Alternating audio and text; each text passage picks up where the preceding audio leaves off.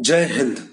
Saifai medical university के कोविड-19 hospital में भर्ती सभी मरीजों के बेहतरीन इलाज के साथ ही अस्पताल प्रशासन द्वारा नियमित रूप से इमरजेंसी सेवाएं भी लगातार 24 घंटे दी जा रही हैं, जिसमें emergency and trauma, medicine ICU, dialysis, head injury ICU, labour room, burn ward इत्यादि में चिकित्सकीय सेवाएं लगातार दी जा रही हैं।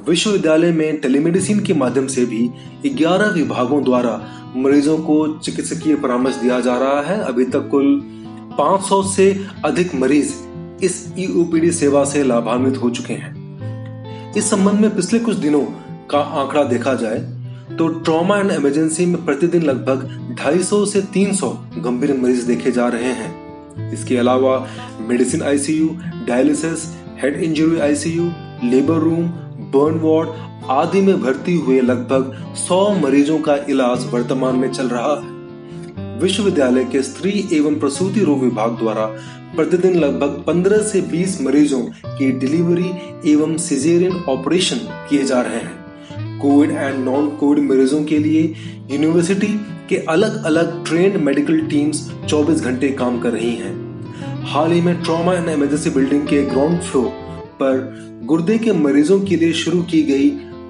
15 डायलिसिस मशीनों की वैकल्पिक व्यवस्था द्वारा रोजाना लगभग 30 मरीजों की डायलिसिस भी की जा रही है।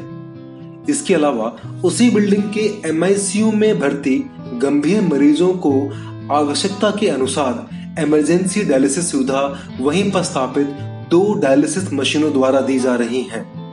आइए जानते हैं सैफई मेडिकल यूनिवर्सिटी के कुलपति डॉक्टर प्रोफेसर राजकुमार से विश्वविद्यालय द्वारा दी जा रही इमरजेंसी सेवाओं के बारे में। जो आज देख रहे हैं, ये हमने नया इंतजाम किया। पहले ये जो हमने कोविड हॉस्पिटल बनाया है उसमें चलती थी।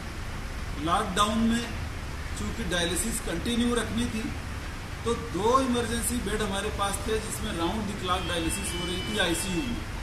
तो वो ऐसे तो आईसीयू के लिए डेडिकेटेड था, किंतु जब आवश्यकता पड़ी तो उसमें राउंड द क्लॉक हमको चला के पेशेंट्स की डिमांड जो थी उसको पूरा करना पड़ा। लेकिन लॉकडाउन के पीरियड ही, जैसा कि हम जानते हैं कि डायलिसिस यूनिट चलाने के लिए बहुत बड़े आरओ प्लांट की आवश्यकता होती है, जिसमें अभी आप गए थे शायद। तो वो आरओ प्लांट लॉकडाउन के पीरियड में इंस्टॉल करना नया बहुत बड़ा चैलेंज था, लेकिन हमने उसको युद्ध स्तर पर हमारी टीम ने तैयार किया।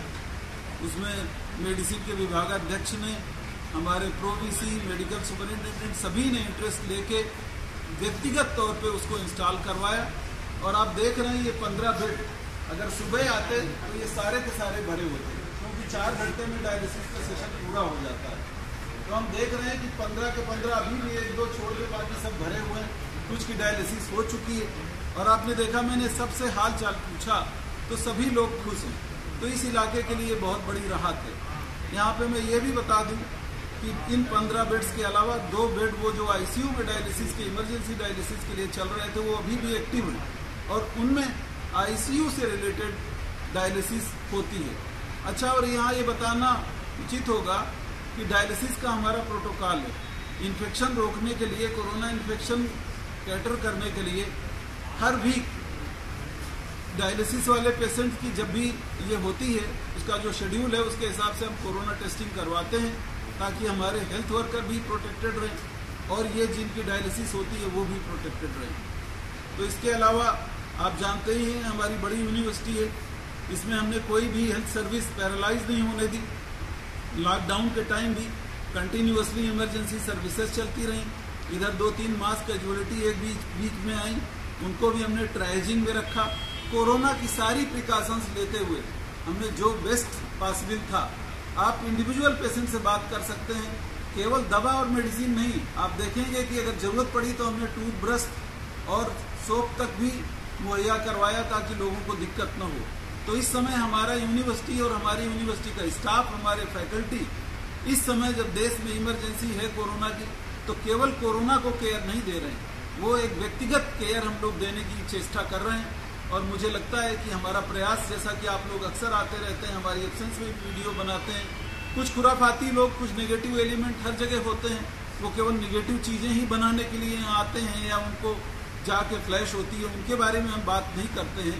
इतनी बड़ी यूनिवर्सिटी है, हमारे पास फैकल्टी भी कम है, अभी हमारे पास लोअर स्टाफ भी कम है, उसके बाद भी हम जो है सर्विसेज पूरे मन से, शिद्दत से, चाहे वो डायलिसिस हो, चाहे वो कीमोथेरेपी हो, चाहे वो एंटीनेटल केयर हो, चाहे वो पोस्टनेटल केयर हो, चाहे वो ऑब्स्टेट्रिक केयर हो, चाहे वो सर्जरी, सेमी इमरजेंसी या सर्जरी की आवश्यकता हो, इवन न्यूरो सर्जरी को हमें पूरी केयर देने की कोशिश कर रहे हैं। और कोरोना के बारे में आप जानते ही, इस यूनिवर्सिटी का मेरा ख्याल एक रिकॉर्ड यूपी में तो है ही है कि हमने 77 पेशेंट डिस्चार्ज कर दिए हैं और अभी आने वाले दिनों में जल्दी ही हम और पेशेंट डिस्चार्ज करेंगे। तो जैसा कि आप देखेंगे कि हमारी टीम इस समय, हमारा कोई भी एम्प्लॉई जॉब नहीं कर रहा है, इस समय हमारे सारे एम्प्लॉइज अपना फुल डेडिकेशन के साथ काम कर रहे हैं। और इस समय आप जैसे लोगों का, मीडिया के लोगों का कोऑपरेशन बहुत जरूरी है, ताकि लोग गलत मैसेज समाज को न दे पाएं, प्रदेश को न दे पाएं, राष्ट्र को न दे पाएं। कभी कभी छोटी मोटी गलतियां अगर हमसे होती हैं तो हम उनको तुरंत रेक्टिफाई करते हैं। जब आप जानते हैं, जब बड़े स्तर पर काम चल रहा होता है तो कभी कभी छोटी मोटी मिनिस्ट्रियल मिस्टेक या छोटी मोटी चीजें हो भी जाती हैं। उनको जैसे ही मेरे संज्ञान में आता है, हम तुरंत उनका रेक्टिफिकेशन करते हैं, ताकि जनमानस को, जनसाधारण को असुविधा न हो, भ्रांतियां न फैलें, सर्विसेज जो चल रही हैं वो पब्लिक को दिखाई पड़े। धन्यवाद। सर, जिस तरह से ये डायलिसिस चल रहा है इन 2 महीनों में, सबसे ज़्यादा कितने पेशेंट यहाँ से डायलिसिस करवाते गए अनुमानित? अब एक दिन में ये 15 बेड हैं, तो एवरेज 30 पेशेंट की डायलिसिस तो हम कर ही देते हैं, 25 से 30 पेशेंट की डायलिसिस तो कर ही देते हैं। लेकिन कभी कभी जब लोड ज़्यादा आ जाता है तो हमारा ऐसा नहीं है कि हमारे पास स्टाफ के कांस्टेंट जरूर है, लेकिन ऐसा नहीं कि उतने की होगी। अगर शेड्यूलिंग है, क्योंकि ये रूटीन डायलिसिस है, अगर शेड्यूलिंग है, इन्वेस्टिगेशन हो चुका है, तो हम डायलिसिस के लिए वेट नहीं करवाते। जरूरत होती है तो हम डायलिसिस के आवर्स बढ़ा देते हैं। लगभग यहाँ आसपास के कितने जनपदों को इसका पता है? अब ये तो आप जानते हैं कि ये एरिया पूरा, अगर आप मथुरा से ले लें और कानपुर तक, तो हमारी यूनिवर्सिटी तो अभी प्राइम यूनिवर्सिटी हो गई, चाहे वो कोरोना के लिए हो, चाहे वो इमरजेंसी के लिए हो, चाहे वो डायलिसिस के लिए हो। आप जानते हैं 28 पेशेंट अभी कल के एक्सीडेंट के एडमिट हैं और सारे स्टेबल हैं। उनमें आते ही तुरंत पहले हमारा इंस्ट्रक्शन है, पहले ट्रीटमेंट शुरू करो, बाद में डेटा कलेक्ट करो। केवल जो हिस्ट्री एग्जामिनेशन पेशेंट के ट्रीटमेंट के लिए आवश्यक है वो पहले करो। जैसे आप लोग तुरंत पूछने लगते हैं कि साहब कौन कहाँ से आया, कैसे हुआ, इसमें हम बाद में उलझते हैं।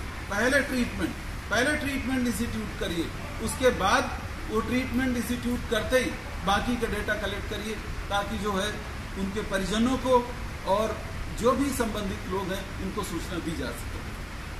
Thank you very much. ठीक है।